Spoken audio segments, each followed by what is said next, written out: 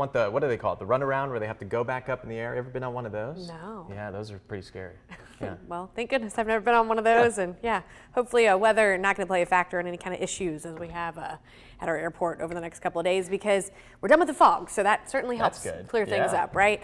And as we head towards the rest of the afternoon, I do believe if you are headed out on any kind of flight, weather not going to be an issue. We will see those clouds break up, and we're going to be dry through the rest of the day today in mild temperature wise. We've got temperatures that will reach towards the upper 60s and low 70s in a lot of communities now that that fog is moving out of here. So looking pretty nice through the rest of the day, but headed towards the end of the week, if you're trying to fly out of here, say Friday and Saturday, there will be some rain and thunder around. So that could cause some delays at our local airport. We'll be watching this carefully. Impact weather, not necessarily because we expect severe weather, but just because there will be heavy rain and storms that move through as early as Friday afternoon, lasting through Saturday afternoon. It doesn't rain everywhere that whole time, but that's the window when we expect that band of rain and thunder to come through. Rainfall totals exceeding 3 inches in some communities, and that could lead to some localized flooding problems for a few folks. And then we are still monitoring that limited severe risk. The overall look in that hasn't really changed much, and we're going to break that down in more detail in just a second. But for today,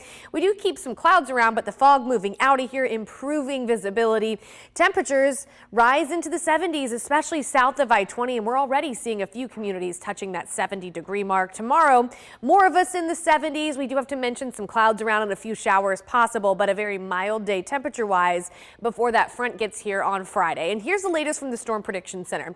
If you're just checking back from yesterday, what you'll notice is more of central and north Alabama included in a risk here. This is a marginal level 1 out of 5 in the green color. That's from Fort Payne to Gadsden, Anniston to Alex City, stretching towards Clanton. And then this is a slight level 2 out of 5 that now covers Florence, Coleman, Hamilton, Jasper, Birmingham, Tuscaloosa westward. This tells us that storms will arrive from the west, and the overall trend is that they will be weakening as they move across the state. Here's a quick look at the modeling. This is our first warning future track starting at 7 a.m. Friday. This model suggesting we could already have some rain and even maybe some thunder around at that point. But I believe really the better coverage comes later in the day Friday, lasting into early on Saturday morning.